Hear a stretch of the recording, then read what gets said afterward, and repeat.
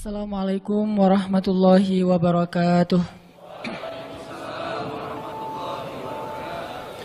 Alhamdulillahirabbil alamin, hamdan katsiran tayyiban mubarakan fih kama yuhibbu rabbuna wa yarda.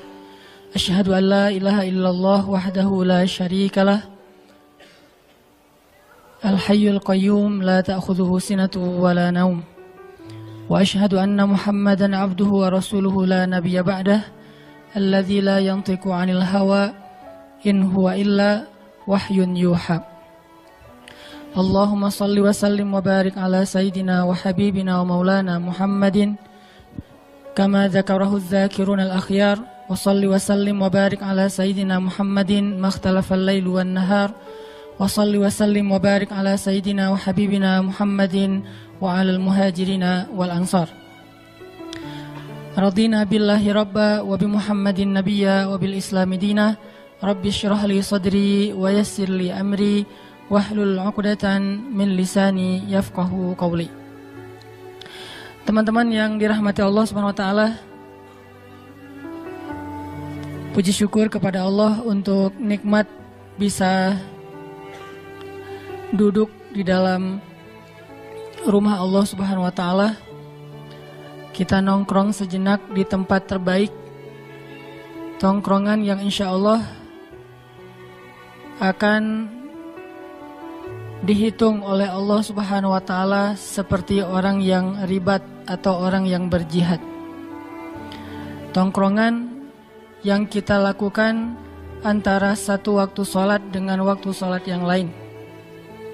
Tongkrongan yang kita lakukan di tempat terbaik di muka bumi, yaitu rumah Allah. Tongkrongan yang kita lakukan di dalam sebuah aktivitas yang paling baik, yaitu mencari ilmu. Dan insya Allah tongkrongan ini menjadi salah satu tongkrongan yang dikenal dengan taman-taman surga yang ada di muka bumi. Taman surga di langit banyak, tapi taman surga di bumi cuma beberapa. Salah satunya adalah tongkrongan ilmu, atau yang dalam bahasa pesantren disebut majelis ilmu. Majelis, bahasa kita anak nongkrong, nongkrong. Itikaf, nongkrong. Karena arti itikaf itu berdiam diri, menetap, nongkrong. Penjelasan dulu ya.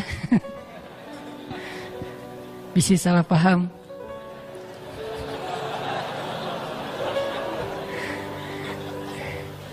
Dan ini adalah sebaik-baik tongkrongan insya Allah, walaupun kita tetap respect dengan tongkrongan-tongkrongan teman-teman yang lain di tempat main, di kafe dan seterusnya.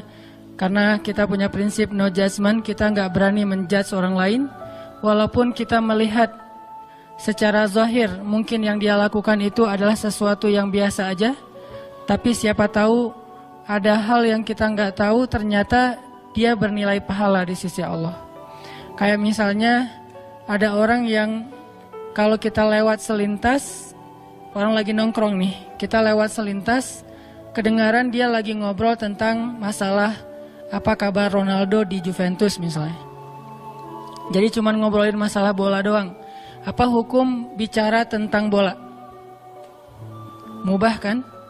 Karena al-aslu fil asya ibahah. Awal atau segala sesuatu itu pada dasarnya boleh, kecuali ada larangan yang menghalanginya. Kalau dalam ibadah semuanya tidak boleh kecuali ada perintah yang memerintahkannya. Jadi ngobrol masalah bola boleh, ngobrol masalah kuliner boleh, ngobrol masalah kosmetik boleh, ngobrol masalah olahraga apapun, main komunitas, boleh-boleh aja, karena semuanya mubah. Tapi yang boleh ini, yang tadinya nggak berpahala atau juga nggak dosa karena statusnya mubah, nggak berpahala, nggak berdosa, kita nggak tahu. Kadang-kadang sesuatu yang mubah, yang tadinya nggak berpahala, karena beberapa hal ternyata dia bernilai mustahab, disukai dan berpahala. Apa alasannya Ustadz? Dari yang mubah bisa jadi berpahala. Salah satunya adalah misalnya kita lagi ngajak teman kita buat sama-sama belajar agama, sama-sama belajar hijrah. Kita nggak boleh nunggu dia hanya di masjid. Karena kalau udah di masjid nggak perlu diajak lagi kan. Kita yang harus ngedatengin dia, kita harus dekat sama dia, kita harus jalan dulu sama dia selama apa yang kita lakuin itu tidak melanggar syariat. Kita jalan sama dia tapi kita nggak minum. Kita main sama dia tapi kita nggak ninggalin sholat. Kita misalnya nongkrong sama dia tapi kita nggak membuka aurat dan seterusnya dan seterusnya. Kemudian pas lagi nongkrong kayak gitu, pelan-pelan kita ambil hatinya sampai akhirnya dia merasa nyaman karena dia tahu kita udah sering nongkrong di masjid. Akhirnya dia mulai nanya tentang masalah agama ke kita. Kalau menurut kamu yang udah sering belajar, ini boleh nggak ya hukumnya? Kita jawab, wah aku juga baru belajar, nggak tahu hukumnya. Mending kita belajar sama-sama aja, aku juga penasaran hukumnya apa, kita tanya aja sama ustadz. Kebenaran besok atau lusa atau nanti ada tuh taklim yang santai, yuk kita ikut bareng-bareng. Soalnya aku nggak ada temen. Atau bisa aja, oh ternyata di sana tuh banyak teman-teman kita. Kalau bahasa anak Bandung kan barudak hungkul ya. Jadi ternyata bukan orang lain, itu mah anak-anak main kita juga yang pada nongkrong di sana, sehingga dia merasa nyaman. Akhirnya tongkrongan yang tadi awalnya mubah menjadi mustahab, bahkan sesuatu yang ma'jur, yang berpahala di sisi Allah Subhanahu wa taala. Ini kenapa saya selalu mengkampen #NoJudgment. Nggak boleh menghakimi terlalu dini. Kemudian respect to other. Kita coba untuk menghargai orang lain. Kalaupun kita melihat dia berbuat dosa sekalipun, kita nggak boleh langsung menghakimi dia ahli neraka. Kenapa? Karena bisa jadi hari ini kita lihat dia bikin dosa, mungkin nanti malam dia udah tobat. Tadi siang kita lihat nih dia bikin dosa. Memangnya kita tahu malamnya dia bakal kayak gimana? Padahal Nabi bilang Allah membuka pintu ampunan di malam hari untuk orang yang berbuat dosa di siang hari. Allah menyediakan ampunan di siang hari untuk orang yang berbuat dosa di malam hari. Jadi setiap hari itu Allah buka pintu ampunannya. Walaupun sebetulnya 24 jam, tapi ini simbol bahwa Allah itu menunggu kita. Siang bikin dosa, Allah tunggu malam untuk taubat. Malam bikin dosa, Allah tunggu siang untuk taubat. Bisa jadi teman yang kita lihat siangnya bikin dosa, malamnya udah taubat. Terus kita yang berburuk sangka, menjudge, menghakimi dia, bisa jadi kita justru menanggung sebuah ucapan yang tidak terjadi pada dia atau tidak layak untuk dia, dan itu dikenal dengan fitnah atau bahasa lebih tepatnya lagi buhtan, kebohongan, atau juga dikenal dengan ghibah kalau itu benar. Jadi kita nggak bisa menjudge. Jadi tetap walaupun kita meyakini sesuai dengan hadis-hadis Nabi bahwa sebaik-baik tempat di muka bumi adalah masjid, tapi kita tidak membuat gap bahwa kalau kita udah berada di masjid berarti yang di luar masjid itu tidak sebaik-baik tempat. Berarti yang di kafe tidak sebaik-baik tempat. Berarti yang di tempat main tidak sebaik-baik tempat. Seolah-olah itu rugi, hina, tidak berpahala, dosa. Tidak selalu seperti itu. Selalu ada dawabit dalam Islam tuh. Arti dawabit kondisional, pengecualian-pengecualian yang bahkan merubah hukum. Karena al-hukmu taduru ma'al illah wujudan wa adaman. Hukum itu tergantung alasannya. Adanya alasan, adanya hukum. Tidak ada alasan, tidak ada hukum. Itu kaidah fikih. Persepsi fikih namanya. Ada hukum fikih, ada persepsi fikih. Persepsi fikih ini kalau di pesantren itu dikenal dengan istilah belajar usul fik. Kaidah-kaidah fikih. Dari usul fik, persepsi fikih, akhirnya lahirlah sebuah produk-produk fikih yang dikenal dengan hukum atau fatwa. Nah, fatwa, hukum tergantung illah. Illah itu alasan, illah itu penyebab, illah itu kondisi, sehingga menjadikan sesuatu itu halal ataupun haram. Bahkan kadang sesuatu yang haram berubah statusnya menjadi boleh, bukan halal tapi boleh dalam kondisi tertentu. Kenapa? Karena ad-darurah tubihul mahzurah. Sesuatu yang darurat bahkan kadang membolehkan yang tidak boleh. Jadi yang haram menjadi mubah, bukan menjadi sunnah ya. Karena kalau sunnah kan harusnya banyak ya. Kayak misalnya yang haram tuh sebutlah daging ataupun hewan yang diharamkan dalam Islam. Terus kita kelaparan di padang pasir, kelaparan di hutan, buat teman-teman yang hiking mungkin nauzubillah terjebak karena gempa atau apa, akhirnya kehabisan makanan, harus makan apa yang mereka temuin. Ketemu babi hutan, udah berburu yang lain gak nemu, akhirnya cuman itu yang mereka dapat, dan mereka dalam kondisi yang hampir mati. Akhirnya mereka potong tuh babi, mereka makan untuk hanya mengganjal perut mereka supaya gak lapar dan mati. Itu namanya boleh. Tapi kalau yang namanya sunnah, makan sebanyak-banyaknya, makin banyak makin berpahala. Jadi bukan sunnah hukumnya, tetap aja boleh doang dalam kondisi tertentu. Jadi kita lihat alasannya. Sama kayak misalnya gini teman-teman, kita lagi ngobrol sama teman-teman ya, bisa di grup WA, Telegram, atau kita lagi kayak ketemuan kopdar gitu.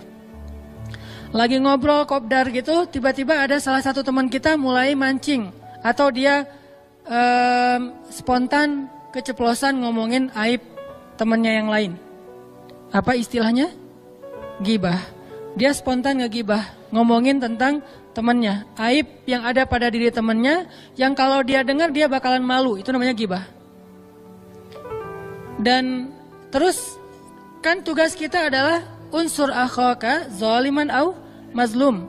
Tolonglah saudaramu yang zalim atau yang terzolimi. Menolong yang terzolimi maklum kata sahabat, tapi menolong yang menzolimi gimana ya Rasul? Hindarkan dia dari perbuatan zalim, perkataan zalim. Itu cara nolong orang yang zalim. Nah, ketika kita ngelihat ada teman kita ngobrolin teman yang lain tentang aib-aibnya, kan tugas kita adalah apa? Nolong dia kan?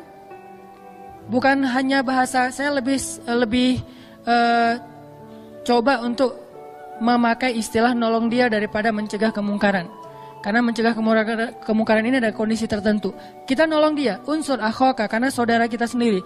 Zaliman au mazlum. Tolonglah saudaramu yang menzolimi atau yang terzolimi.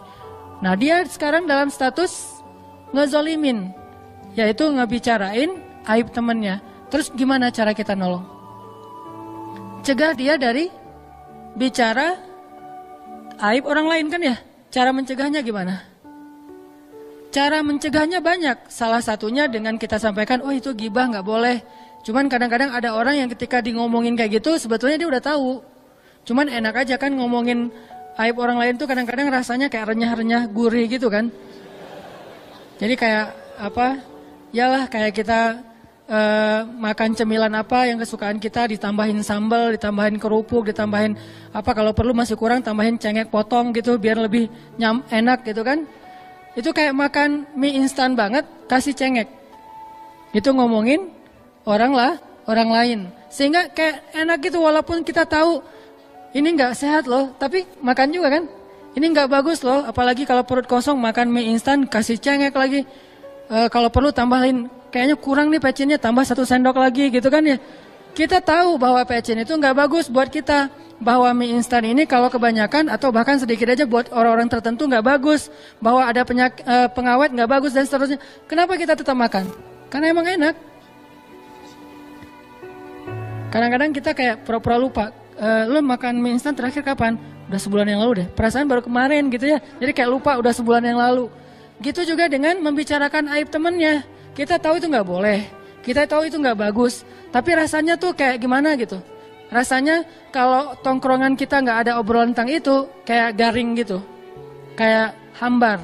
Sehingga kita tambahin ucapan-ucapan, obrolan-obrolan tentang aib orang lain. Dan itu bikin suasana renyah. Jadi kayak nyambung, kayak tektokan gitu antara kita sama teman segeng. Nah, gimana caranya? Kadang-kadang kita sebutin ayat juga, dia udah tahu ayatnya. Lo mau ngomong surat Al-Hujurat kan? Oh iya, gue udah hafal. Terus ngomongin hadis, dia udah sering dengar nasihat. Caranya kadang, walaupun ayat dan hadis itu pastinya udah paling ideal lah ya. Tapi ada kondisi kadang yang paling efektif, justru kita ganti topik yang lain. Topik apa? Topik yang dia suka. Kadang dia sukanya tentang masalah olahraga, kadang dia sukanya masalah main, kadang dia sukanya masalah kuliner, kadang dia sukanya masalah entertain atau apapun lah ya, selama itu tidak melanggar syariat. Justru sesuatu obrolan yang tadinya hukumnya mubah doang, nggak berpahala, nggak dosa, tapi dengan konteks pengen mengalihkan orang dari gibah, malah menjadi sesuatu yang berpahala. Apakah kita tahu? Kan kita nggak tahu. Makanya tidak boleh kita menjudge orang lain hanya dengan sekilas tanpa tahu detailnya. Nggak bisa. Apalagi menjudge sejarah. Karena sejarah kita tidak hadir pada masa itu. Banyak para tabi'in yang keliru terhadap pemahaman sejarah karena mereka tidak hadir waktu itu. Contohnya, dulu ada generasi tabi'in yang keliru terhadap satu ayat. Ayatnya berbunyi, wala tulqu biaidikum ilat tahlukah. Janganlah kalian mencelakai diri kalian sendiri. Jadi dalam sebuah peperangan, kaum muslimin terdesak, lalu mereka dikepung oleh musuh. Akhirnya seorang laki-laki tabi'in berdiri dan mengatakan, wahai kaum muslimin, Allah berfirman, wala tahliku biaidikum wala tulqu biaidikum ila tahlukah. Janganlah kalian mencederai diri kalian sendiri, melukai diri kalian sendiri, membinasakan diri kalian sendiri. Mending kalian pulang aja, mundur, lari daripada kalian binasa oleh musuh. Dia pakai ayat wala tulqu biaidikum ila tahlukah. Niatnya baik supaya kaum muslimin terhindar dari dihancurkan oleh musuh. Akhirnya seorang laki-laki sahabat berdiri dan mendorong dia mengatakan, pemahaman kamu salah, kata dia. Pemahaman kamu salah. Kalau bahasa Ali bin Abi Thalib itu kalimatul haq urida bihal batil. Kalimatnya benar tapi tafsirannya yang keliru. Hadisnya sahih tapi syarahnya dhaif. Jadi bukan hadisnya dhaif, hadisnya sahih tapi pemahamannya dhaif. Sehingga seorang sahabat berdiri mengatakan, buruk sekali pemahaman kamu, keliru pemahaman kamu. Demi Allah, ayat itu turun kepada kami dan waktu itu saya masih hadir di antara sahabat-sahabat yang lain. Ayat itu turun ketika kami mulai menjual senjata kami. Ayat itu turun ketika kami tidak mau lagi berinfak fisabilillah.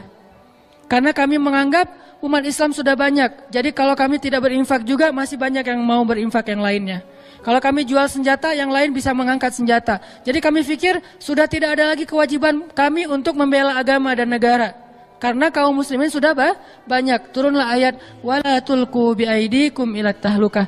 Janganlah kalian membinasakan diri kalian sendiri. Artinya, gara-gara berhenti berjihad, kalian binasa, itu maksudnya. Kebalikan dari pemahaman tabi'in ya. Kok bisa? Karena tabi'in tidak hadir ketika ayat itu turun.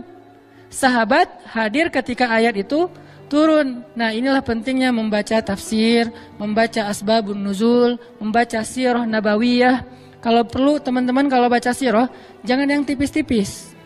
Baca yang tebal. Kenapa? Dalam sirah tebal itu banyak adegan detail. Yang saya suka share, yang mungkin teman-teman sebagian menganggap itu kok belum pernah dengar, itu karena bacanya yang tebal-tebal. Biasanya suka ada adegan-adegan kecil, saya suka dengan adegan. Karena emang dulu dari kecil saya senang dengan sastra, dengan bikin skenario, bikin cerita, bikin penokohan fiksi segala macam. Akhirnya tertarik dengan adegan-adegan kecil. Oh, ternyata dari adegan kecil itu kita jadi tahu hal-hal yang luar biasa dari sirah Rasulullah Shallallahu Alaihi Wasallam. Jadi intinya nggak bisa kita menjudge orang yang hadir, apalagi menjudge orang yang gaib. Orang yang hadir artinya yang kita lihat dia berbuat dosa aja nggak bisa dijudge. Siapa tahu dia udah tobat, atau siapa tahu kita salah lihat. Siapa tahu yang dia lakukan bukan dosa, yang dia lakukan bukan sia-sia. Sehingga tetap teman-teman kita duduk di masjid, tapi kita respect sama teman-teman kita di luar masjid. Kita hadir di ta'lim, tapi kita respect dengan teman-teman kita yang lagi main, yang lagi di jalan, yang lagi di mall. Karena Islam itu fair. Dan wala tuzakku anfusakum. Janganlah kalian menganggap diri kalian doang yang paling suci. Huwa a'lamu bimanittaqo. Allah lebih tahulah siapa yang paling bertakwa di antara kalian. Teman-teman yang dirahmati Allah Subhanahu wa taala, kita bersyukur bisa nongkrong di dalam rumah Allah ini.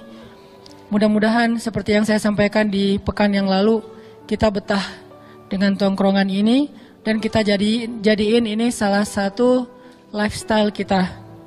Kalau disebut anak nongkrong, bukan hanya nongkrong di tempat-tempat main kita atau di tempat-tempat ngopi kita, tapi juga anak nongkrong itu berarti kita coba nongkrong dalam tongkrongan ilmu. Sehingga ketika kita nongkrong, Allah Subhanahu wa taala nge-like. Allah kan suka kepada orang-orang yang bertaubat kan? Suka itu kan nge-like ya. Innallaha yuhibbut tawwabin wa yuhibbul mutahhirin atau mutatahhirin. Fiha rijalun yuhibbuna ayyatatahharu, kata Allah. Di dalam masjid itu, walaupun konteks ayatnya itu Masjid Quba, tapi berlaku untuk semua masjid yang dibangun dengan dasar ikhlas. Di dalam masjid itu rijalun, banyak sekali orang yang yuhibbuna ayyatatahharu, pengen membersihkan diri, pengen belajar bertaubat, pengen belajar berhijrah. Dan kata Allah, Allah yuhibbul mutatahhirin, Allah suka kepada mereka. Berarti kalau kita nongkrong di dalam rumah Allah, Allah nge-like banget sama kita. Apakah sekedar itu? Itu aja udah luar biasa. Ditambah lagi, Allah akan mengutus malaikat untuk nge-follow kita. Ngapain malaikat nge-follow kita? Ngedoain kita. Kalau dalam bahasa sosmed, nge-komen. Tapi isi komennya itu doa semuanya. Gak ada satupun malaikat yang hate kepada kita. Semuanya komen, Allahumma gfirlahu warham. Ya Allah ampunkan dosanya, ya Allah sayangi dia. Ya Allah ampunkan dosanya, ya Allah sayangi dia. Jadi kalau setiap pekan kita hadir dalam tongkrongan ilmu, berarti setiap pekan tuh malaikat ngedoain kita loh teman-teman.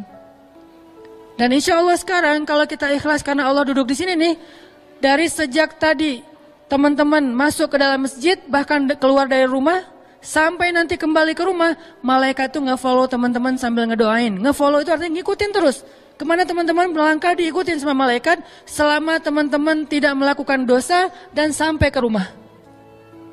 Jadi dari berangkat keluar dari rumah sampai ke rumah, selama kita nggak ngelakuin dosa, malaikat itu menyertai kita terus, nge-following kita terus sambil, ya Allah ampunkan dosa dia, ya Allah sayangi dia, ya Allah ampunkan dosa. Dan semua doa malaikat itu pasti dikabulkan oleh Allah. Jangankan doa malaikat, doa kita aja Allah pasti mengabulkan, apalagi sosok malaikat yang tidak pernah berbuat dosa. La ya'sunallaha ma amarahum wa yaf'aluna ma yu'marun. Dan Allah pasti mengabulkan setiap permintaan malaikat. Berapa malaikat yang meminta, sebanyak itu juga doa yang diijabah sama Allah. Misalnya dalam satu tongkrongan ilmu kayak gini nih, ada 70.000 malaikat yang nge-following kita. 70.000. 70.000 malaikat masing-masing bilang Allahumma gfirlahu warham, Allahumma gfirlahu warham, Allahumma gfirlahu warham. Dan itu gak berhenti teman-teman. Kalau taklim kita selama 1,5 jam, berarti selama 1,5 jam berapa kali malaikat minta ampun untuk kita, berapa kali malaikat minta Allah sayang sama kita. Dan itu baru satu malaikat, dikali 70.000 malaikat. Adakah tongkrongan yang lebih berharga daripada tongkrongan ilmu?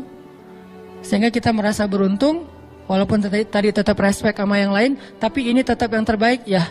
Kita beruntung berada di sini ya, bukan kita hebat, Allah yang maha baik memilih kita untuk bisa nongkrong di rumahnya dan nongkrong di dalam majelis ilmu agamanya.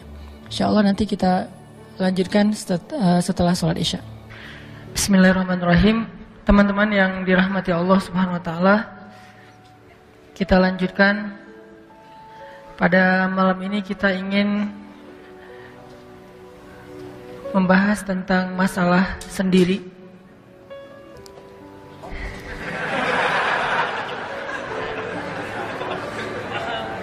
Sebetulnya saya agak berat hati membahas ini. Saya sangat tega gitu ya. Nggak tega kalau sebentar, pengennya lama membahasnya. Enggak. Sendiri dalam makna yang luas, bukan hanya status. Walaupun itu salah satunya.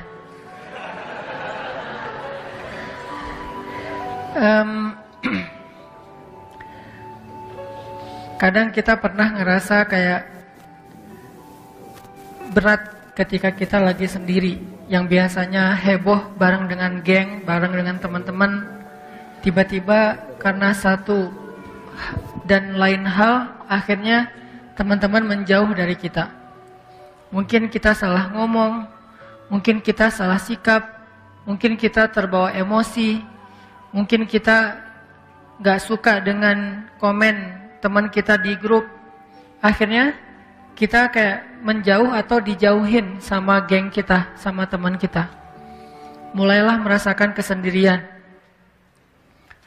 Atau kadang-kadang kita merasa sendiri itu di antara orang ramai karena dianggap mungkin cuma kita doang yang idealis. Yang lain terlalu realistis. dalam pekerjaan misalnya, yang teman-teman kita ngikutin aja flow atau budaya di kantor kita yang sebetulnya menurut kita nggak nyaman, nggak tenang gitu. Kayak misalnya banyak hal-hal yang nggak sesuai dengan agama, nggak sesuai dengan tuntunan Allah, dan bahkan dalam aturan negara juga itu sebetulnya melanggar. Tapi karena udah terbiasa kayak gitu, jadilah culture ya, jadilah habit. Nah, di antara satu kantor, cuman kita doang yang mungkin masih bertahan, nggak mau ikut-ikutan. Mulailah merasakan kesendirian di antara banyak orang. Atau justru kesendirian itu muncul setelah kita udah punya keluarga. Ketika istri lagi ngambek, nggak mau ngajak ngomong sama sekali. Ketika istri lagi ngambek, kita harus tidur di sofa. Ketika istri lagi ngambek, kita harus itikaf di masjid. Nih curiga buat yang rajin itikaf nih, kenapa? Karena Nabi pernah itikaf di masjid beberapa malam gara-gara merasa tidak nyaman dengan sikap istri-istri beliau yang waktu itu pada cemburu. Saking lamanya Nabi tidak pulang ke rumah, istri-istri Nabi merasa khawatir jangan-jangan kita udah dicerai sama Nabi. Lalu mereka mengutus Abu Bakar As-Siddiq, "Ya Abu Bakar, tolong tanyakan kepada Nabi, apakah Nabi sudah menceraikan kami?" Lalu Abu Bakar datang untuk bertanya kepada Nabi. Nabi diam, nggak menjawab. Abu Bakar juga nggak enak, takut ngeganggu Nabi, pulang aja. Terus ngutus Umar bin Khattab, bapaknya Hafsah. Umar datang nanya ke Nabi, "Ya Rasulullah," mereka nanya apakah Rasulullah menceraikan mereka. Nabi diam. Akhirnya Umar balik lagi ke rumah istri-istri Nabi, mengatakan tidak ada jawaban dari Rasul. Makin khawatir istri Nabi, jangan-jangan benar kita udah diceraikan. "Ya Umar, tolong tanya lagi sekali lagi kepada Rasulullah. Siapa tahu Rasulullah mau menjawab." Nabi datang lagi nanya. Umar datang lagi bertanya kepada Nabi, duduk di sebelah Nabi, "Ya Rasulullah, mereka khawatir, benar enggak Rasul sudah menceraikan mereka?" Nabi menjawab, "Enggak wahai Umar." Dengan wajah sedih. "Enggak wahai Umar." Tapi kata-kata enggak ini kan berita gembira ya. Sehingga Umar langsung takbir, "Allahu Akbar." Nah, suara takbir Umar terdengar ke rumah istri-istri Nabi dan mereka langsung paham, oh berarti enggak gitu. Jadi takbir salah satu ekspresi kebahagiaan Umar bin Khattab radhiyallahu an. Intinya kadang kita udah punya pasangan masih merasa sendiri. Walaupun enggak lama sih, enggak sampai bertahun-tahun juga, beda sama yang masih sendiri beneran ya. Cuman itu lebih sakit teman-teman. Kalau sendiri beneran kita sendiri, ya emang gitu. Ya mau gimana lagi kan? Dan gak ada yang bisa kita salahin. Tapi kalau udah punya pasangan, dicuekin, kita ngomong gak diwaro, terus kita udah jungkir balik lucu-lucuan, udah jadi badut-badutan depan dia gak ketawa, dia gak senyum. Wah, berarti kita dosa besar nih. Kesalahan kita fatal banget. Sampai udah jadi badut, dia gak ketawa. Yang ketawa malah anak kita gitu ya. Emaknya biasa aja.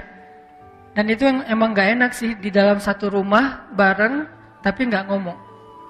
Gak usah seharian, sejam aja gak enak. Apalagi seharian, 2 hari, 3 hari. Walaupun idealnya sih maksimal 3 hari ya. Tapi dan 3 hari ini batas maksimal. Terus minimal tergantung tingkat kesolehan. Makin soleh, makin cepat lerainya. Makin soleh, makin cepat islahnya. Makin soleh, makin cepat damainya. Maksimal mentok-mentoknya jangan ngelanggar lebih dari 3 hari. Tapi kalau bisa lebih cepat, berapa lama Ustadz? Ya tergantung tingkat kesolehan. Ada orang yang cuma butuh waktu beberapa menit, beres damai. Ada orang yang butuh sejam 2 jam, damai. Ada yang tunggu sampai mentok. Kan belum 3 hari Ustadz. Ini tingkatan batas maksimal. Kalau udah lebih dari itu, la yahil. Tidak dibolehkan dalam agama. Intinya kita seringlah banyak alasan, banyak kasus yang kita ngerasain kayak sendiri gitu. Terus kita pernah kangen dengan seseorang karena udah lama gak ketemu. Pernah katanya. Kayak LDRan gitu ya. Atau mungkin kalau sekarang enak, beda dengan zaman saya waktu masih di Kairo dulu, kan belum ada smartphone, belum ada Android, belum ada medsos yang secanggih sekarang. Dulu masih kirim surat. Saya tahun pertama tuh masih pakai surat ke mama, maksudnya ke ibu saya. Jangan curiga dulu. Salah satunya. Masih pakai surat dulu teh. Surat sama telepon rumah. Jadi belum ada handphone. Kalau ada satu yang punya handphone tuh pengusaha sukses banget. Itu juga handphonenya handphone yang bisa ngelempar anjing terus lari segede gambreng gitu kan ya. Nah, itu masa-masa itu kan orang ngerasa kayak kalau pergi jauh ya jauh beneran ya. Beda dengan sekarang kan, sebentar-bentar telepon, WhatsApp call kayak gitu, video call Malah kalau sama geng bisa teleconference. Wah, gampang lah sekarang. Kalau dulu, kalau pergi merantau, ya merantau. Nggak ngelihat wajahnya, nggak ngedengerin suaranya, dan jarang dapat surat. Sekali dapat surat itu kayaknya kayak apa gitu. Kamu ada surat tuh, wah heboh gitu kan ya. Baca surat, terus dibukai dengan Assalamualaikum, terus berpantun dulu segala macam. Ala-ala tahun 90-an lah. Nggak ngerasain ya? Beda generasi. Jadi, benar-benar ngerasa sendiri. Ini ada yang unik nih.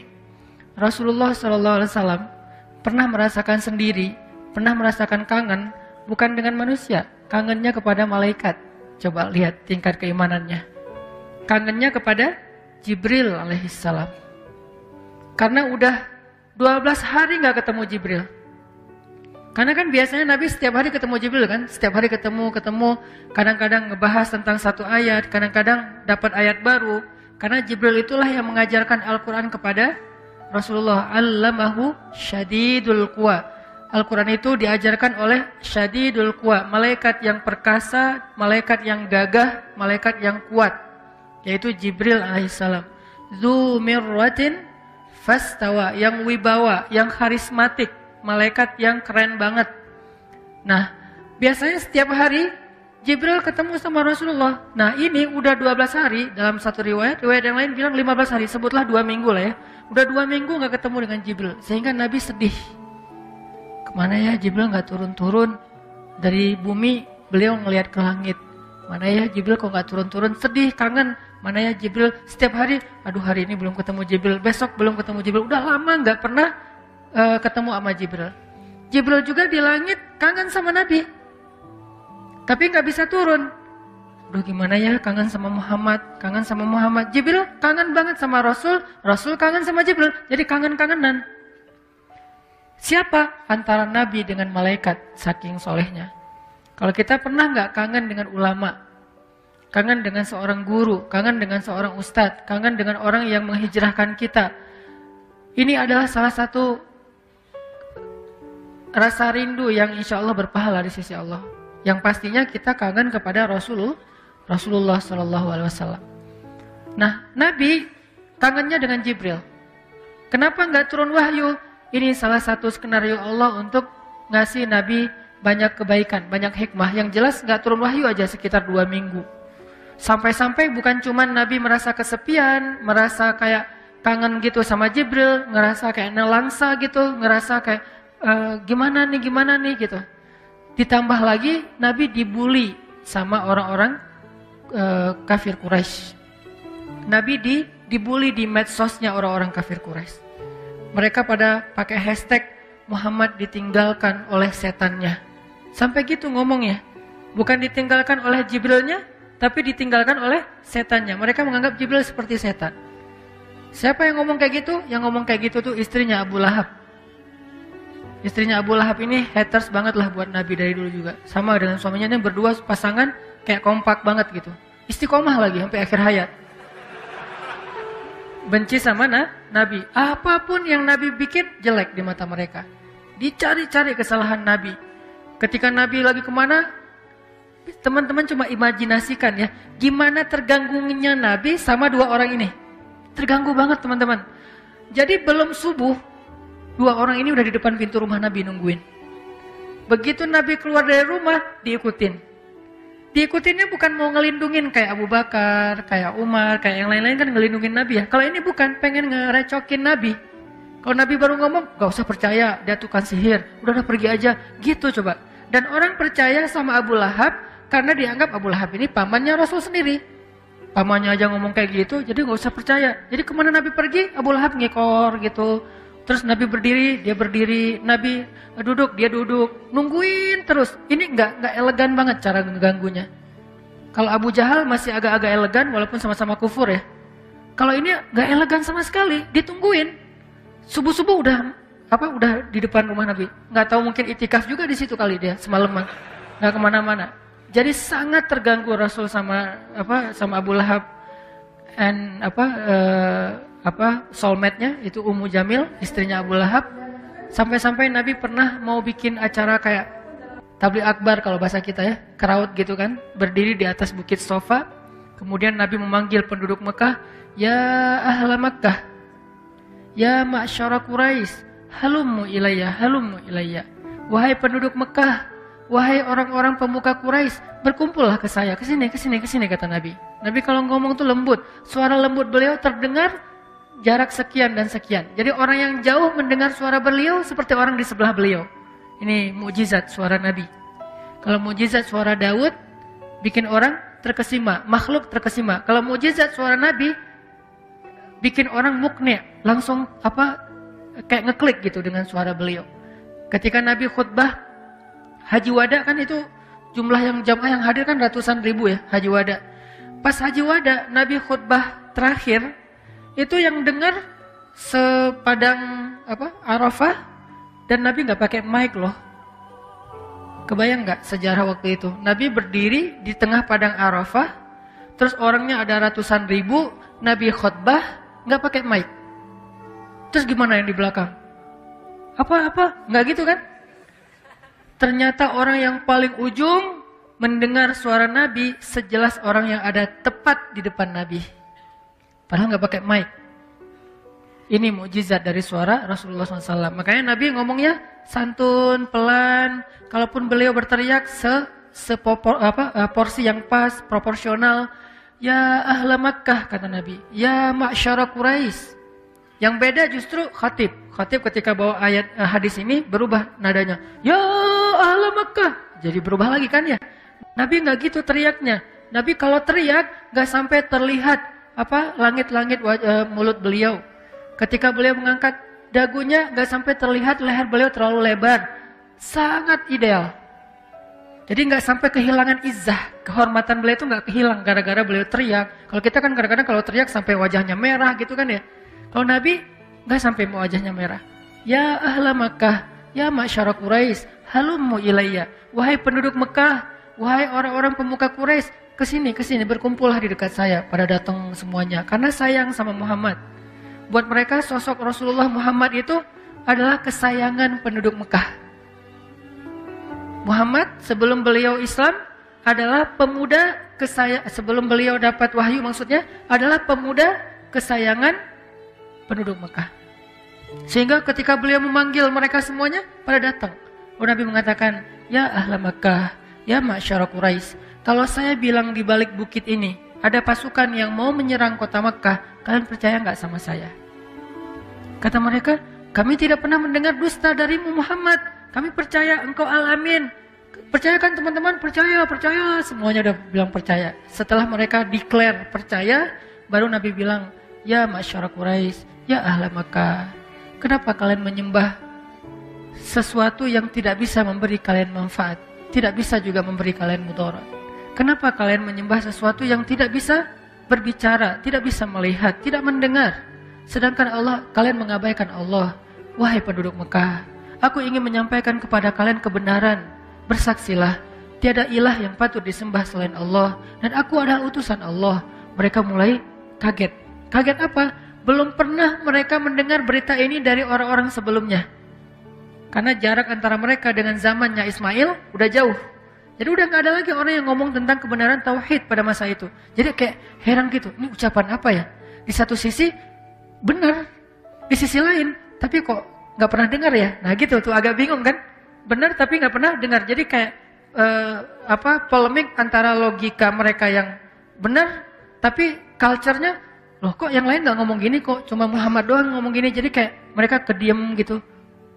Bener juga sih, tapi gimana ya? Bener juga sih, tapi gimana? Lagi kondisi kayak gitu, tiba-tiba Abu Lahab ngomong. Ini nih bahayanya Abu Lahab nih.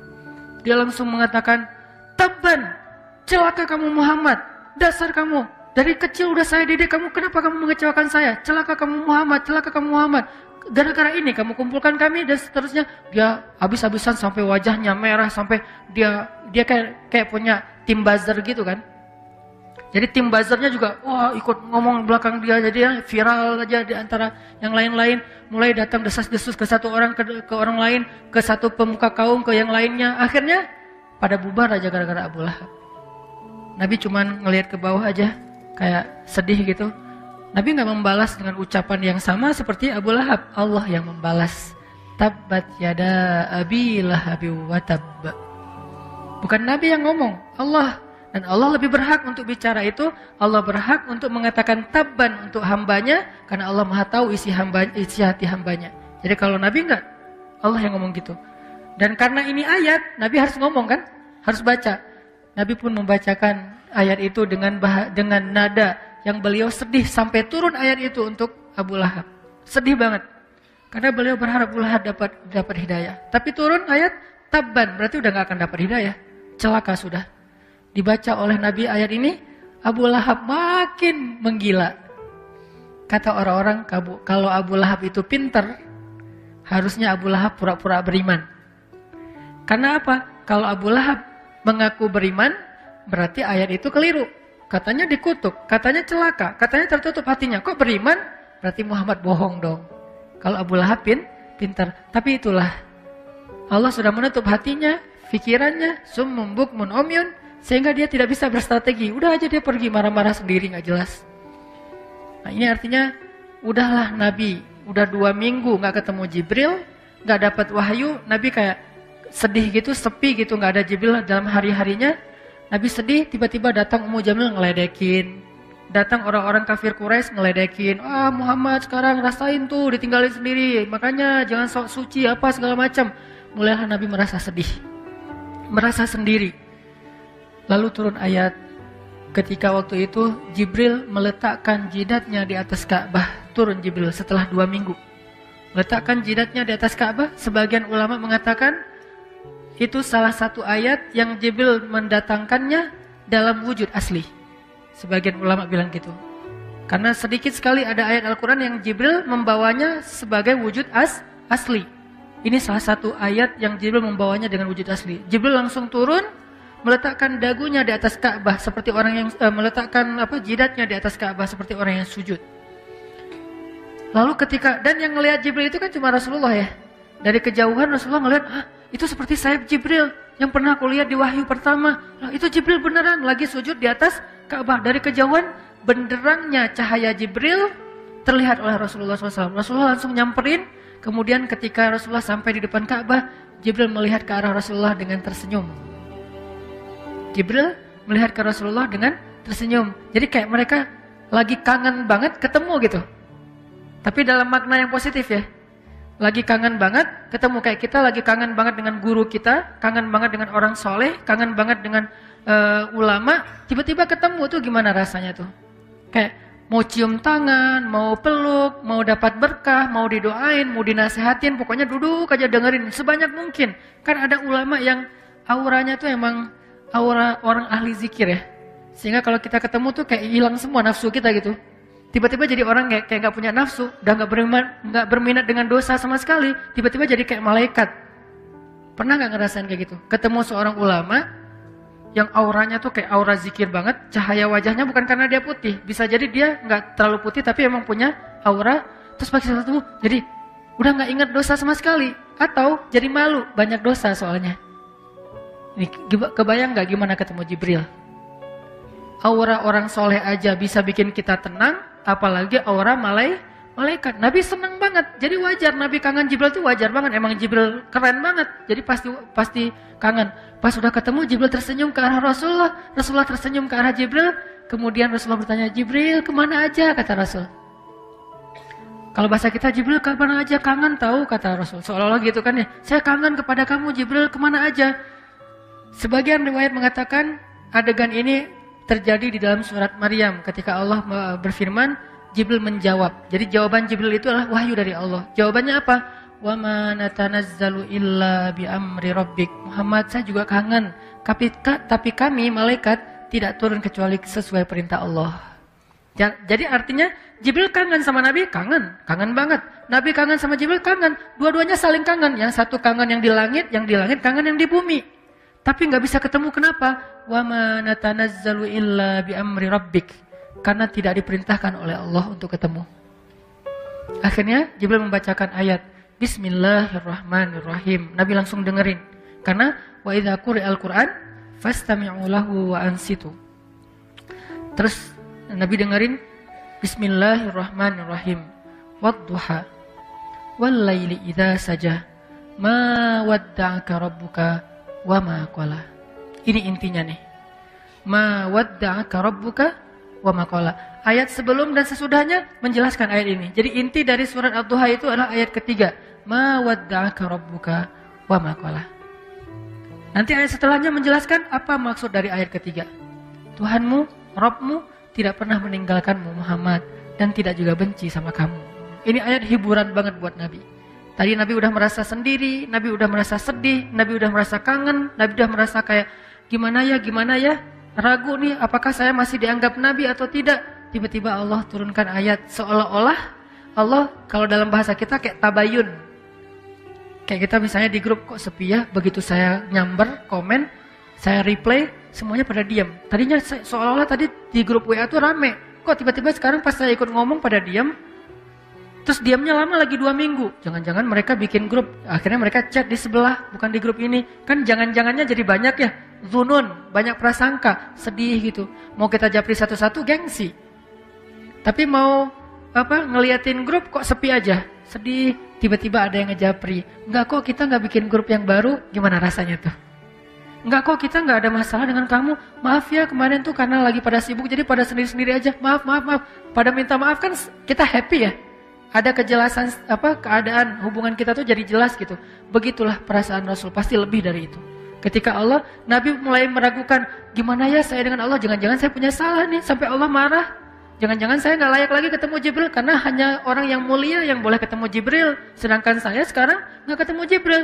Nah, Allah menghibur Rasulullah ketemu dengan Jibril bukan dalam wujud laki-laki yang biasanya, tapi wujud aslinya. Artinya apa? Masih boleh banget kok ketemu Jibril bahkan dengan wujud aslinya. Karena untuk ketemu Jibril dengan wujud aslinya itu harus keadaan yang sangat-sangat istimewa. Wahyu pertama Isra Mi'raj, bukan Isra Mi'raj malah Mi'raj. Karena pas Isra itu enggak, pas Mi'raj, pas di Sidratul Muntaha, Jibril berwujud sebagai wujud aslinya. Jadi kayak setelah lama enggak ketemu, Nabi ngerasa kayak jangan-jangan saya udah enggak layak ketemu Jibril. Sekarang tiba-tiba Jibril datang dengan wujud yang sebenarnya, berarti layak banget ketemu Jibril. Jangan-jangan Allah marah sama saya, jangan-jangan saya punya dosa nih. Apa dosa saya? Akhirnya Allah bilang, enggak Muhammad, aku enggak benci sama kamu. Enggak Muhammad, aku tidak meninggalkan kamu. Kan bahagia banget ya Nabi ya, setelah tahu bahwa beliau ternyata tidak ditinggalkan, tidak dibenci sama Allah SWT. Wadduha wal laili idza saja ma wadda'aka rabbuka wa ma qala. Nah, sekarang coba kita ambil ayat ini untuk kita. Karena ayat itu untuk semua yang membaca, bukan hanya untuk orang yang diajak ngomong. Yang diajak ngomong di dalam ayat ini siapa? Rasulullah. Tapi karena ayat ini adalah kitabnya kaum muslimin, orang yang beriman, berarti ayat ini juga untuk kita. Berarti yang Allah ajak ngomong termasuk kita. Walaupun secara istilah grammarnya, khitabnya, lawan bicaranya adalah Rasulullah, tapi dalam konteks Al-Quran, bukan dalam konteks sejarah, dalam konteks Al-Quran, maka lawan bicaranya adalah kita. Allah seolah-olah ngomong ke kita gini teman-teman, hambaku yang ngerasa sendiri setelah di grup diabaikan. Hambaku yang ngerasa sendiri setelah di dalam kantor gak ada yang mau sepakat sama dia. Hambaku yang merasa sendiri setelah dicuekin, setelah ditinggalin, setelah diputusin, setelah ditutup pintu gak mau dibukain, setelah di reject, setelah gak di-read WA-nya. Kamu kalau ngerasa sepi, gak usah khawatir. Aku bersamamu dimanapun kamu berada. Wa huwa ma'akum aina ma kuntum ma wadda'aka rabbuka wa ma qala. Manusia mungkin bisa ninggalin kamu, tapi aku enggak. Manusia mungkin bisa benci sama kamu, tapi aku enggak. Manusia mungkin bisa ilfil sama kamu, tapi aku enggak. Manusia mungkin bisa dendam sama kamu, tapi aku enggak. Manusia mungkin bisa mengecewakan kamu, tapi aku enggak, wahai hambaku. Jadi Allah lagi memperkenalkan, itulah manusia. Kalau Allah enggak kayak gitu. Ma wadda'aka rabbuka wa ma qala. Jadi teman-teman, kalau kita merasa kecewa dengan makhluk, kecewa dengan manusia, kecewa sama teman, kecewa sama pasangan, kekecewaan yang masih wajar, maka yakinlah Allah nggak akan pernah ngecewain kita. Kadang kita bahkan bisa kecewa kepada orang tua kita sendiri. Kadang seorang ayah, ibu kecewa kepada anaknya. Kadang saudara kecewa kepada saudara adik kakaknya. Itu hal yang wajar, itu manusiawi. Tapi Allah nggak pernah ngecewain hambanya. Ma wadda'aka rabbuka wa ma qala. Pernah dibenci sama orang tanpa alasan? Pasti pernah. Pernah membenci orang lain tanpa alasan? Mungkin pernah. Tapi Allah enggak. Allah enggak pernah ninggalin kamu, wahai hambaku, kata Allah. Aku enggak pernah ninggalin kamu. Apa buktinya? Kalau kita mau lihat-lihat nih masa lalu kita, teman-teman, ketika kita bikin dosa aja, Allah enggak ninggalin kita, coba. Apalagi ketika kita taat. Ketika kita bikin dosa, kita enggak sholat, kita banyak maksiat, kita sombong, kita ingkar, kita enggak ngerti agama, kita menjauh dari kebaikan, Allah nggak ninggalin kita, masih ditolong. Apa buktinya? Buktinya sekarang kita bisa hijrah. Siapa yang bikin kita hijrah kalau bukan Allah? Buktinya kita akhirnya sadar untuk taubat. Siapa yang menyadarkan kita kalau bukan Allah? Kok telat banget sih Ustaz disadarin? Enggak, dari sejak kita bikin dosa tuh Allah udah menyadarkan kita. Kita aja yang keras kepala, menolak peringatan dari Allah, menolak nasihat dari Allah, sering datang kepada kita. Tapi Allah nggak pernah meninggalkan kita. Padahal kita dosanya tuh cukup banyak. Nggak ditinggalin sama Allah. Udah banyak dosa masih dipanggil sama Allah. Dipanggil loh. Qul ya ibadiyalladzina asrafu ala anfusihim. Ya ibadi, wahai hamba-hambaku. Manggilnya lembut lah gitu. Kalau ayah manggil anaknya dengan bahasa lembut, ya bunayya. Kalau anak memanggil ayahnya dengan lembut, ya abati. Kalau anak memanggil ibunya dengan lembut, ya ummati. Sekarang Allah memanggil hambanya. Kalau hamba memanggil Allah dengan lembut, ya Rabbi. Sekarang Allah memanggil kita, ya abdi. Kalau jamak, ya ibadi. Padahal kita banyak dosa, tapi Allah masih bilang, ya ibadi. Bukan bilang, ya ayuhan nas. Enggak. Padahal banyak dosa kan? Allah sering bilang, manusia, makhluk, kamu. Bisa aja gitu kan ya? Allah enggak bilang, ya ibadi. Alladzina asrafu ala anfusihim, yang melampaui batas dan merugikan dirinya sendiri. Maksudnya apa? Yang banyak dosa. Kenapa Allah nggak terus terang aja bilang, wahai hambaku yang banyak dosa? Allah menjaga perasaan kita. Udah banyak dosa, masih dijaga perasaannya, coba. Dalam teks Allah kepada kita. Ketika ibaratnya kalau ini adalah sebuah japrian, jadi ada orang yang kita pernah salah sama orang. Sehari, 2 hari, sebulan, setahun, bertahun-tahun, kita banyak salah sama dia. Tapi dia masih ngejapri kita dengan panggilan-panggilan yang akrab antara dia dengan kita. Dan dia nggak nyebut dosa-dosa kita sama sekali. Dia nggak bilang, kamu kan emang banyak dosa kan sama aku selama ini. Kamu kan pernah gini, ini. Enggak, dia nggak ngomong kayak gitu. Friend, bro, bahasa-bahasa yang akrab antara kita dengan dia. Enggak sama sekali ngomongin dosa. Ada nggak orang kayak gitu? Nggak ada. Allah, udahlah kita banyak dosa, udahlah kita sombong banget, udahlah kita sering mengabaikan Allah, Allah sering nggak kita waro, tapi begitu sesekali Allah manggil kita, panggilannya lembut, jaga perasaan lagi. Ya ibadi, alladzina asrafu ala anfusihim, hamba-hambaku yang melampaui batas. Gitu doang bahasanya. Bukan hamba-hambaku yang hina, hamba-hambaku yang kotor, hamba-hambaku yang pernah berzina, hamba-hambaku yang pernah membunuh, hamba-hambaku yang enggak, yang melampaui batas, bahasa yang elegan. Tidakkah kita belajar dari Al-Quran? Al-Quran itu teks yang sangat elegan. Hadis, teks yang sangat elegan. Sejak kapan komen kita tidak lagi berkiblat kepada Al-Quran dan hadis? Kita mengaku pembaca Al-Quran, tapi kita komennya tidak Qurani. Kita mengaku mempelajari hadis, tapi komen kita tidak nyunnah. Arti nyunnah gak elegan seperti Nabi. Pernahkah Nabi menggunakan istilah-istilah yang tidak baik untuk orang lain? Sampai Nabi mengatakan apa? Kalau ada budak perempuan kalian berbuat zina, maka cambuklah dia, tapi jangan cela dia. Cambuk itu bagian dari hak agama.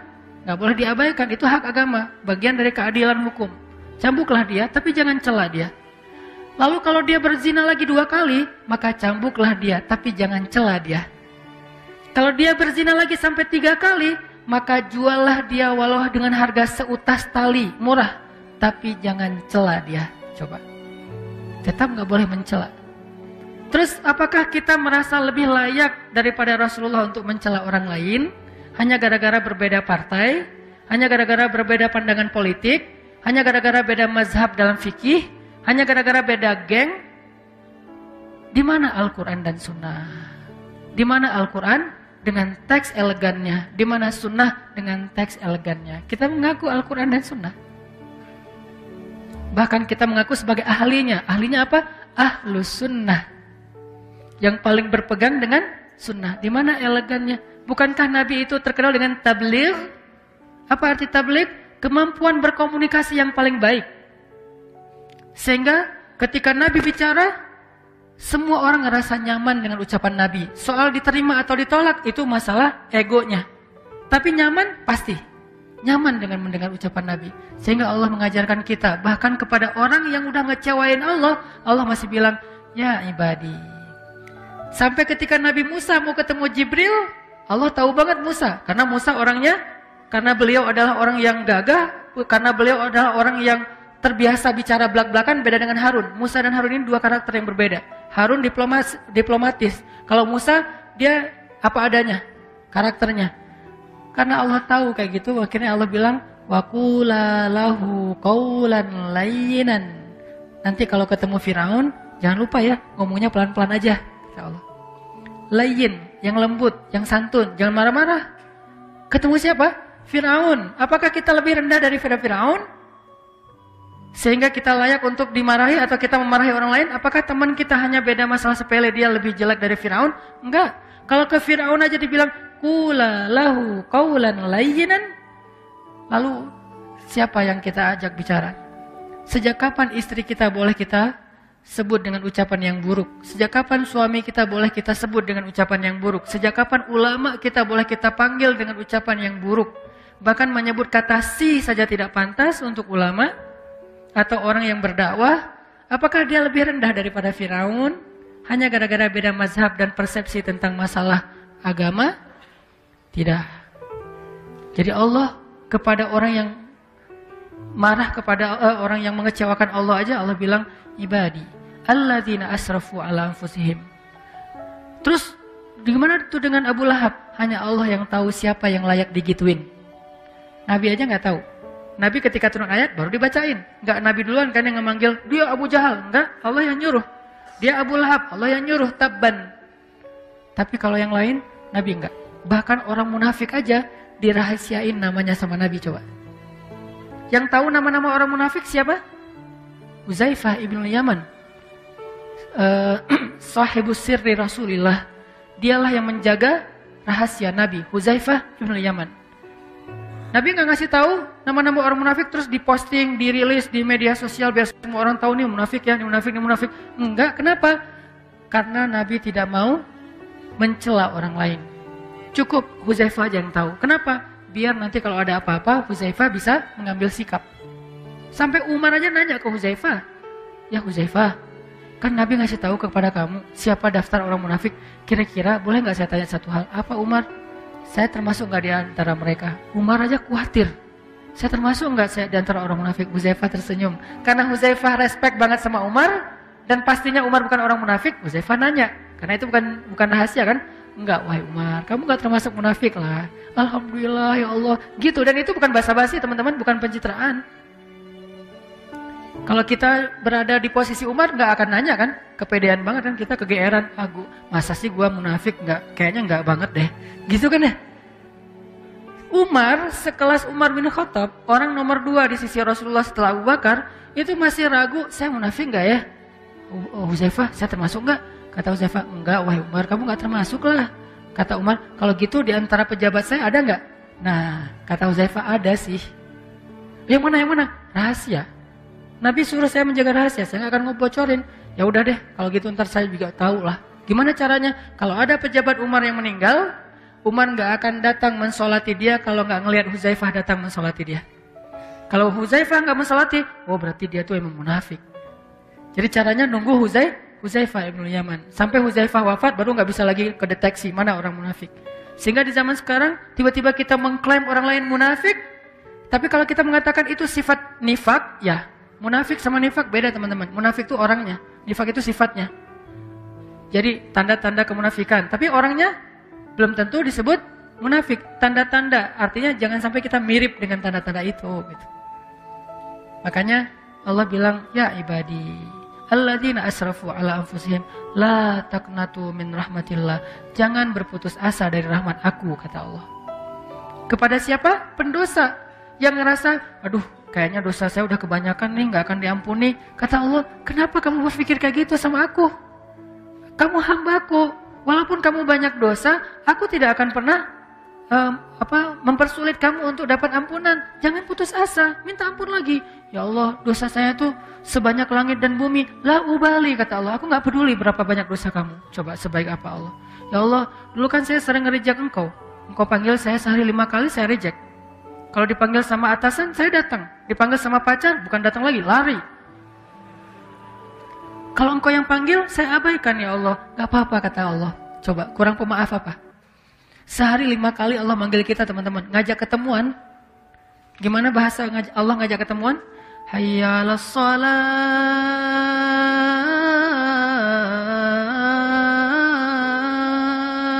Hambaku, ketemuan yuk. Kalau bahasa kita kan?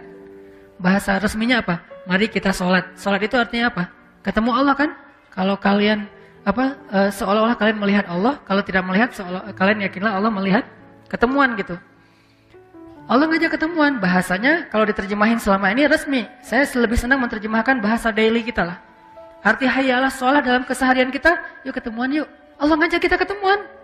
Padahal kita yang butuh Allah, Allah gak butuh kita, tapi Allah yang ngajak kita ketemuan. Hayya 'alas shalah.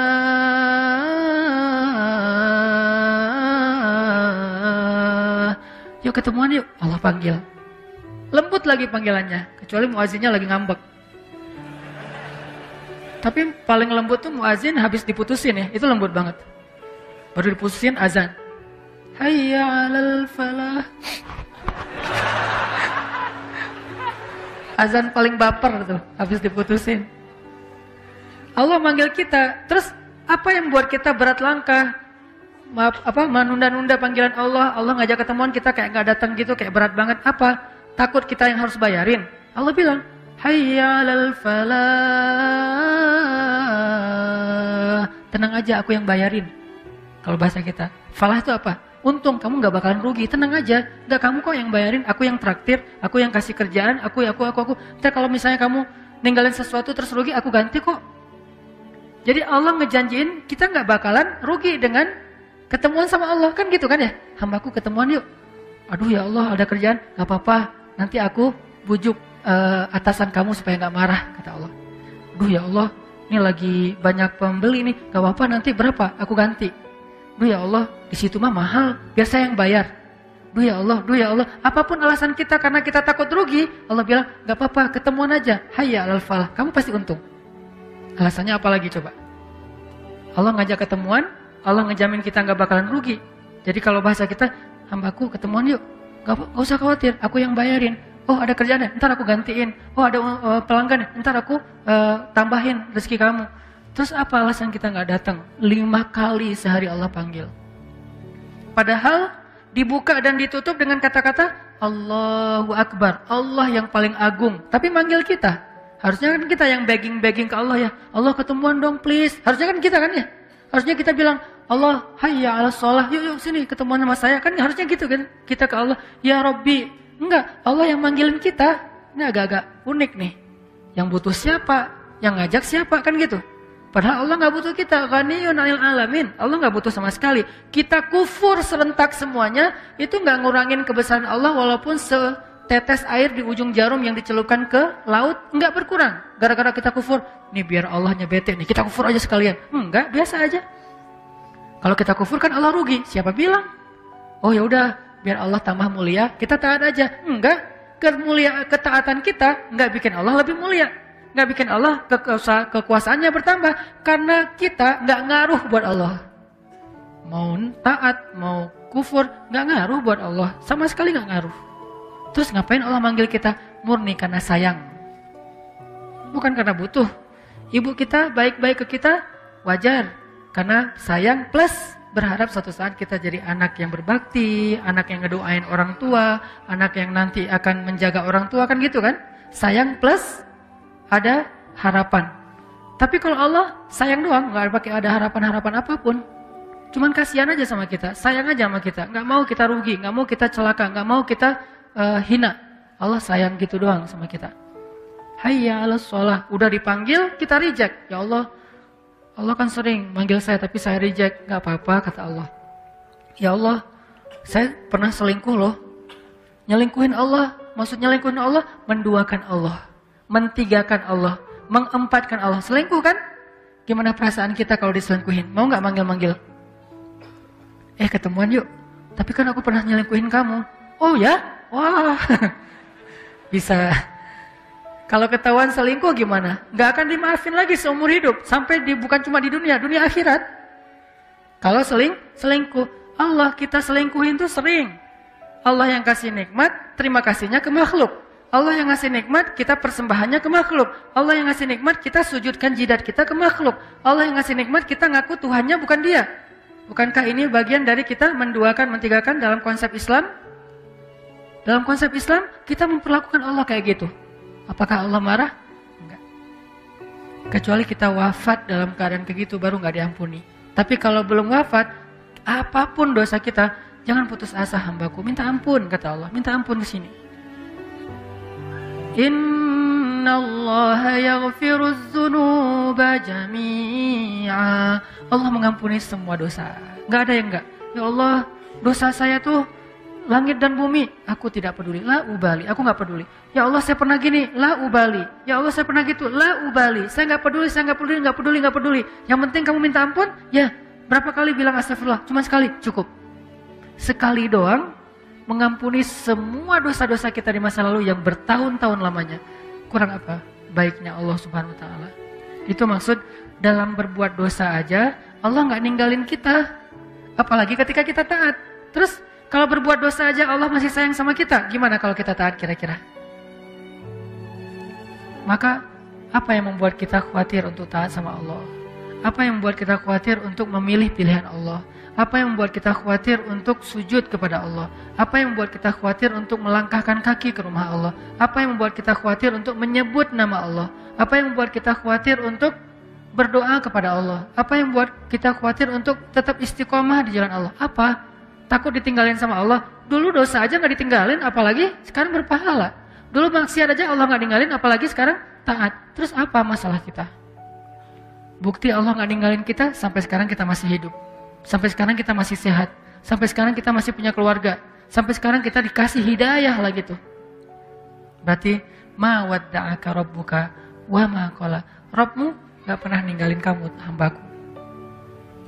Ini dalam konteks kita. Kalau dalam konteks Nabi, karena beliau tidak pernah berbuat dosa, maksud tidak pernah meninggalkan tuh Allah selalu ngebimbing Nabi, selalu mencukupkan kebutuhan Nabi dan seterusnya. Kalau dalam konteks kita, dalam kita bikin dosa aja Allah nggak ninggalin kita. Mungkin sebagian teman-teman pernah ngerasa hampir celaka gara-gara dosa kan ya? Gara-gara tawuran, gara-gara perang antar geng, gara-gara narkoba, gara-gara maling, gara-gara apa, rampok. Mungkin pernah, termasuk dulu kan pernah tampil di sini juga seorang sahabat kita yang pernah ngerampok, udah gitu ketangkap sama warga, masa diikat, disiramin bensin. Udah dinyalain tuh korek tuh, tinggal dilempar aja udah kebakar hidup-hidup. Di detik-detik itu, injury time, tiba-tiba datang aparat. Tiba-tiba datang polisi, akhirnya dia selamat masuk penjara. Di penjara dia belajar Islam, hijrah, taubat, alhamdulillah sekarang udah berubah. Dan bukankah banyak orang yang mengalami pengalaman kayak gitu? Siapa yang telah menyelamatkan dia? Siapa yang menahan tangan orang yang memegang korek api tadi untuk tidak langsung melempar? Siapa yang telah menjadikan aparat berwajib datang dengan waktu yang tepat? Ma wadda'aka rabbuka wa ma qala. Harusnya kalau mau hitung-hitungan nih, gara-gara riba, mungkin kita tuh udah celaka dari dulu. Tapi nggak celaka, cuma susah doang. Ya susah kita sendiri yang cari kan ya. Tapi celaka enggak. Allah tahan supaya nggak kita celaka. Dan Allah tahan supaya kita segera taubat, supaya nggak nambah lagi. Mungkin kalau kita nambah lagi, udah celaka nih. Alhamdulillah kita dapat hidayah. Ya udah segitu aja deh hutang kita. 100 M. Kalau nggak dikasih hidayah, mungkin 1 triliun. Karena 1 triliun juga kalau dimasukin ke perut manusia, itu nggak bikin dia kenyang kan? Bukankah kata Nabi, kalaupun dimasukin langit dan bumi ke perut manusia nggak bikin dia kenyang? Karena hawa nafsunya. Jadi karena Allah beri kita hidayah, ya udah deh cukup 100 M aja. Sekarang kamu tinggal mikirin gimana ngelunasin hutang-hutang kamu. Bukan terpuruk sampai sekian ratus M. Allah tetap menyelamatkan kita teman-teman. Ma wadda'aka rabbuka wa ma qala. Sekarang kita belajar, bisa nggak ketika kita sepi, ketika kita sendiri, kita tetap merasa ada yang nemenin. Ini yang kita coba pelajari. Al-unsu billah, kalau dalam bahasa pesantrennya. Apa arti al-unsu billah? Berduaan sama Allah. Al-unsu billah, berduaan sama Allah. Bisa nggak kita? Coba latih deh berduaan sama Allah. Salah satu cara melatih berduaan dengan Allah, ya ayyuhal muzzammil qumil laila illa qalila. Wahai orang yang berselimut, bangun, bangun. Coba kamu berdiri di malam hari. Kenapa? Karena inna nasyi'atal lail hiya asyaddu wat'an wa aqwamu qila. Lebih berasa kalau malam tuh. Di situ kita melatih al-unsu billah. Sehingga kalau orang udah sukses melatih al-unsu billah, berduaan dengan Allah, dia mau kemana aja nggak gampang baperan ketika ditinggalkan orang lain, ketika dicuekin, ketika diabaikan, ketika. Enggak, kenapa? La tahzan, innallah ma'ana. Gak usah khawatir, gak usah sedih, ada Allah. Itu nggak akan berasa teman-teman, kalau Allah itu nggak berarti dalam diri kita. Ya sih, tapi kurang. Katanya hasbunallah, tapi kok kurang? Nah, kita latih. Latihannya apa? Salah satunya dengan malam berdiri, kalau nggak hafal banyak ayat, buka. Boleh Ustaz baca Quran? Sebagian besar ulama mengatakan kalau sholat sunnah boleh. Saya mengambil pendapat itu. Buka, kita baca. Wadduha wal layli idza saja ma wadda'aka rabbuka wa ma qala walal akhiratu khairul laka minal ula. Ulangi lagi. Ma wadda'aka rabbuka wa ma qala. Ingat, tadi kata Ustaz Hanan maksudnya ini. Ingat lagi materi-materi ini. Ya, dulu waktu saya banyak dosa, Allah nggak ninggalin saya. Masa sekarang ditinggalin? Ma wadda'aka rabbuka wa ma qala. Dulu saya banyak dosa, Allah nggak ninggalin. Masa sekarang setelah saya hijrah ditinggalin? Ma wadda. Ulang-ulang ayat itu. Itu cara kita ngelatih berduaan dengan Allah. Romantis sama Allah. Kalau bahasa sosmednya ngejapri Allah. Bukan sekedar rame. Kita ada ibadah sifatnya kolosal, sholat berjamaah. Ada ibadah yang sifatnya personal touch, privasi banget, cuman berdua dengan Allah aja. Qiyam, malam hari, duduk, tilawah. Atau habis subuh, latihan yang lebih ringan lagi habis subuh. Atau duha, karena bangunnya mungkin jam 9, oke lah. Walaupun kurang oke sih sebetulnya. Habis subuh, Aisyah itu melatih berdoa, bukan melatih lagi, mengamalkan berduaan dengan Allah habis subuh. Karena biasanya Aisyah itu kan habis subuh dengan Nabi ya. Habis subuh bantuin Nabi, habis subuh jalan sama Nabi, jalan pagi gitu, habis subuh ngerjain apa dengan Nabi. Sekarang apa? Habis subuh Nabi udah wafat. Aisyah sendiri, dia kangen sama Rasulullah. Dia kangen dengan suaminya, dia kangen dengan nabinya, dia kangen dengan kekasihnya. Nggak ada, karena udah wafat. Ngapain? Habis subuh Aisyah tilawah 1 ayat. 1 ayat sampai zuhur. 1 ayat. Famanallahu alaina wa waqana adzabas samum. Tadabbur, nangis, sujud, doa. Baca lagi. Famanallahu alaina wa waqana adzabas samum. nangis lagi, sujud lagi, doa. Faman, gitu aja terus. Dari mulai habis subuh sampai zuhur, 1 ayat. Apa arti ayatnya? Ayatnya tentang Allah baik banget sama kita. Dulu kita dalam keadaan tidak paham agama, Allah yang memahamkan kita. Dulu kita berada di tepi jurang neraka, Allah menyelamatkan kita. Dulu kita begini, sekarang begini. Famanallahu alaina wa waqana adzabas samum. Ayatnya bebas, yang mana aja, sesuai dengan kasus atau masalah kita masing-masing. Coba rasain. Berduaan dengan Allah itu senikmat curhat dengan makhluk. Harusnya lebih sih, tapi latihan gak apa-apa deh. Berduaan dengan Allah itu kayak berduaan dengan pacar halal. Berduaan dengan Allah itu kan kita kalau lagi pengen berduaan sama pacar halal kita, istri atau suami kita, gak mau diganggu orang ya. Bahkan kalau ketemu orang kayak lagi makan di kafe, tiba-tiba ketemu teman, itu kayak aduh, kok sekarang sih ketemu dia, kan lagi pengen berdua tuh. Terus orang itu gak paham lagi tuh. Wah, kebenaran nih, aku satu meja ya. Ngeganggu ya. Ada orang kan agak-agak nggak pengertian nih. Akhirnya dia duduk bareng kita diem aja, dia heboh sendiri. Nah, kita bisa nggak gitu? Ketika lagi berduaan sama Allah, nggak mau diganggu. Ada waktu seperti itu. Tapi ada waktunya kita memang dengan makhluk, dengan manusia, hablum minan nas. Tapi ini ada waktunya pengen berduaan aja sama Allah. Sampai Nabi juga ketika mau berduaan sama Allah, Nabi di masjid, nggak di rumah sholatnya. Padahal kalau di rumah bisa aja, tapi beliau ke masjid biar nggak ada yang gangguin.